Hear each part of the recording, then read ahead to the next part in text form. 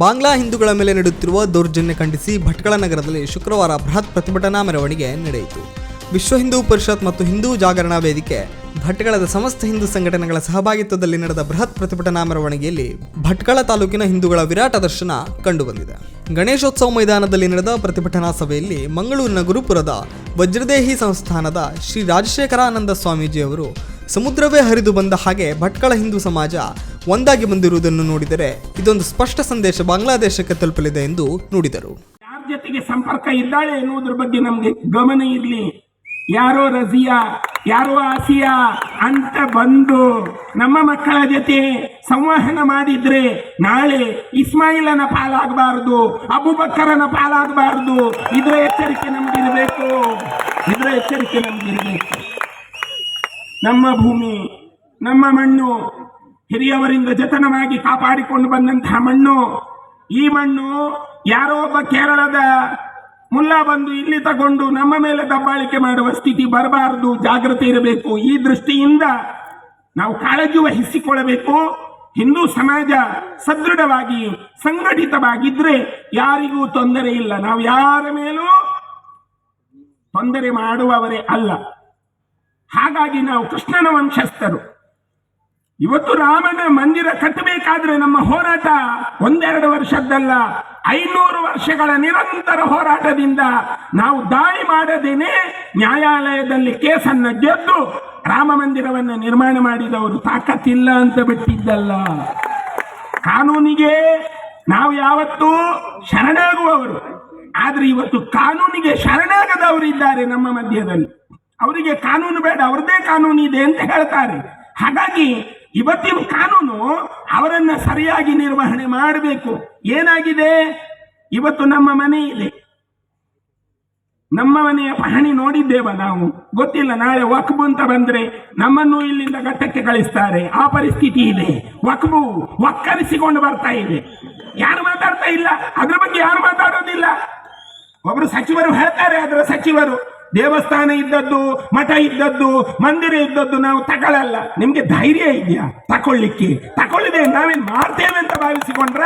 ನಾವು ಮಾರೋದಿಲ್ಲ. ನಾವು ಮಾರುವ ಪ್ರಶ್ನೆನೇ ಇಲ್ಲ.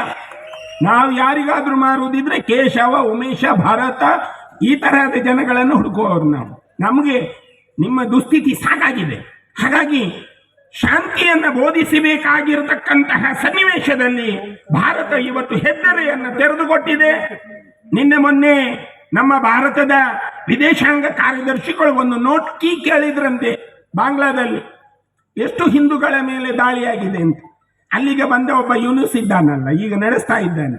ಆ ಯೂನುಸ್ ಹೇಳ್ತಾನಂತೆ 2000 ಹಿಂದೂಗಳ ಮೇಲೆ ದಾಳಿ ಆಗ್ತದೆ. ನಾಚಿಕೆ ಆಗಬೇಡವ ಅವನಿಗೆ? ಅವೊಬ್ಬ ಅಥ್ಲೆಟ್ ರೀ, ಸಾಮಾನ್ಯ ಅಲ್ಲವ. ಒಬ್ಬ ಕ್ರೀಡಾಳು, ಭಾರತದಲ್ಲೂ ಬಂದು ಆಡಿದವ. ಅವನಿಗೆ ಭಾರತದ ಗುಣ ಗೊತ್ತಿರಬೇಕಿತ್ತು.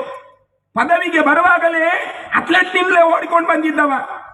ಅವನಿಗೆ ಗೊತ್ತಿರಬೇಕು ಭಾರತದ ಶಾಂತಿ ಏನು ಅಂತ, ಭಾರತದ ಹಿಂದೂಗಳು ಹೇಗಿದ್ದಾರೆ ಎನ್ನುವುದು ಗೊತ್ತಿರಬೇಕು. ಅವನು ಠರಾವು ಪಾಸ್ ಮಾಡಬೇಕಾದ್ರೆ ಹಿಂದೂಗಳ ರಕ್ಷಣೆಗೆ ಅಂತಲೇ ಒಂದು ಠರಾವು ಪಾಸ್ ಮಾಡಬೇಕಿತ್ತು.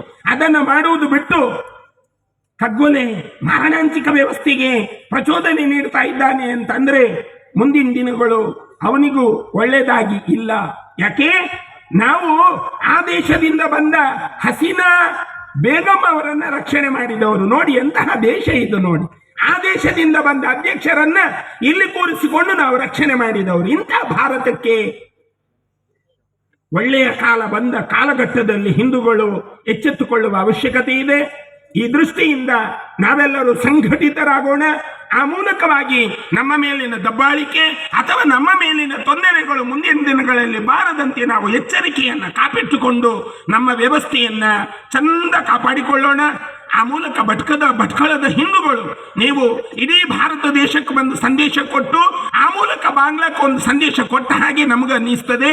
ಆ ದೃಷ್ಟಿಯಿಂದ ಮೃತ್ಯುಂಜಯ ಸಮಾಜವಾಗಿ ಭಟ್ಕಳದ ಹಿಂದೂ ಸಮಾಜ ನಮಗೆ ಕಾಣ್ತಾ ಇದೆ ಅಂತ ಹೇಳ್ತಾ, ಈ ಸನ್ನಿವೇಶದಲ್ಲಿ ಈ ರಾತ್ರಿಯಲ್ಲೂ ಕೂಡ ನೀವು ಈ ರೀತಿಯ ಚೈತನ್ಯದಿಂದ, ಈ ರೀತಿಯ ಹುರುಪಿನಿಂದ ನೀವಿದ್ದೀರಿ ಅಂತ ಕೇಳಿದ್ರೆ ಹಿಂದೂಗಳು ಸಂಘಟಿತರಾಗಿದ್ದಾರೆ ಎನ್ನುವ ಮಾತನ್ನು ಹೇಳ್ತಾ ನಿಮಗೆಲ್ಲರಿಗೂ ಬೆಳೆಯುತ್ತಿರಲಿಲ್ಲ ಬಾಂಗ್ಲಾದಲ್ಲಿ. ಈಗ ಇದು ಭಾರತ. ಹಾಗಾಗಿ ಅಷ್ಟು ಸುಲಭ ಇಲ್ಲ. ನೀವೊಂದು ಗಮನಿಸಿ, ಚಿನ್ಮಯ ಕೃಷ್ಣದಾಸರಿಗೆ ನ್ಯಾಯಾಲಯದಲ್ಲಿ ವಾದ ಮಾಡಲಿಕ್ಕೆ ಒಬ್ಬ ವಕೀಲ ಸಿಗ್ತಾ ಇಲ್ಲ. ದುರ್ದೈವ ನೋಡಿ. ಅದೇ ಇಲ್ಲಿ ಒಬ್ಬ ಗುರು ಇದ್ದಲ್ಲ, ಯಾರು ಭಯೋತ್ಪಾದಕ, ಅವನಿಗೆ 10 ಲಾಯರ್ ಇದ್ರಲ್ಲ ಮಾರ್ರೆ. ಇದು ಭಾರತ ರೀ. ಈ ಭಾರತವನ್ನು ನೀವು ಕಂಡುಕೊಳ್ಳಿ. ಇಂತಹ ಭಾರತದಲ್ಲಿ ನಾವು ಸಂಯಮವನ್ನು ಕಳ್ಕೊಳ್ತೇವೆ ಅಂತ ಯಾಕೆ ಭಾವಿಸಿಕೊಳ್ತೀರಾ? ನಾರದರು ಹೀಗೆ ಹೋಗುವಾಗ ಒಂದು ಹಾವು ಬಿದ್ದು ಬಿಟ್ಟಿತ್ತಂತೆ. ಆ ಹಾವನ್ನು ಪ್ರಶ್ನೆ ಮಾಡ್ತಾರೆ ನಾರದರು, ಯಾಕೆ ನಿನ್ನ ಪರಿಸ್ಥಿತಿ ಹೀಗಾಗಿದೆ? ಅಯ್ಯೋ, ನಾನು ಹೋಗುವವರಿಗೆ ಬರುವವರಿಗೆಲ್ಲ ಬುಸುಗುಡ್ತಿದ್ದೆ, ನನಗೆ ನೋವಾದರೆ ಕಚ್ತಾ ಇದ್ದೆ, ಅವರು ಎಲ್ಲರೂ ನನಗೆ ಕಲ್ಲಲ್ಲಿ ಒದೀತಾ ಹೋದ್ರು, ನಾನು ಸುಮ್ಮನಾದೆ, ಅವರು ಕೊಡುವ ಪೆಟ್ಟನ್ನೆಲ್ಲ ತಿನ್ಕೊಂಡು ಹೀಗೆ ಬಿದ್ದಿದ್ದೇನೆ ಅಂತ ಹೇಳಿತಂತೆ ಹಾವು. ಆಗ ನಾರದರು ಹೇಳಿದ್ರಂತೆ, ನೀನು ಬುಸುಗುಡ್ಡುವಾಗ ಹೇಗಿದ್ದೆ? ನಾನು ಗಟ್ಟಿ ಇದ್ದೆ. ಹೌದಾ, ಮತ್ತೆ ಯಾಕೆ ಬಿಟ್ಟೆ? ಬೇಡ ಅಂತ ಭಾವಿಸಿಕೊಂಡು ಬಿಟ್ಟೆ. ಆದ್ರೆ ಇವತ್ತು ನನ್ನ ಮೇಲೆ ಹಿಂಸೆ ಆಗ್ತಾ ಇದೆ, ಇನ್ನು ನಾನು ಸಮಾಧಾನ ಶಾಂತಿ ಅಂತ ಹೇಳಿಕೊಂಡು ಬದುಕಿ ಎಷ್ಟು ಸಮಯ ಅಂತ ನಾನು ಬಾಳ್ಬಹುದು ಅಂತ ಅಲ್ವಾ ನೀವು ಹೇಳೋದು?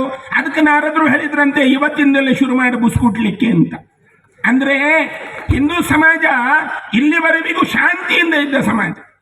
ಇವತ್ತು ಬಾಂಗ್ಲಾಕ್ಕೆ ನಾವು ಯಾಕೆ ಒಗ್ಗಟ್ಟಾಗಬೇಕು, ಬಾಂಗ್ಲಾ ಮೂಲಕ ನಾವು ಸಂದೇಶ ಕೊಡಬೇಕು, ಯಾರೋ ಹೇಳ್ತಾರೆ. ನೀವು ಇಲ್ಲಿ ಬೊಬ್ಬೆ ಹಾಕಿದ ಕೂಡಲೇ ವೀಕ್ಷಕ ಮಹಾಪ್ರಭುಗಳೇ, ನಮ್ಮ ಚಾನಲ್ ಅನ್ನು ಸಬ್ಸ್ಕ್ರೈಬ್ ಮಾಡಿ, ಶೇರ್ ಮಾಡಿ, ಪ್ರೋತ್ಸಾಹಿಸಿ.